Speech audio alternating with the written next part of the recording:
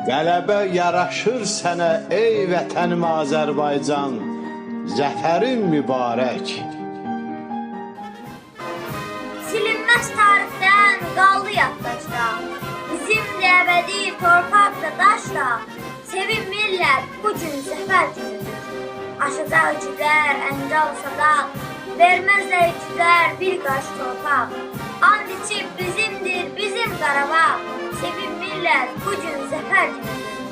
Ali baş komandanım əmr verəndə, qanmadın ha düşmən dəmir deyəndə, əziz eşq başını yumruq deyəndə, sevin millət bu gün zəfər günüdür. Müəllif Səxavət Qaraca.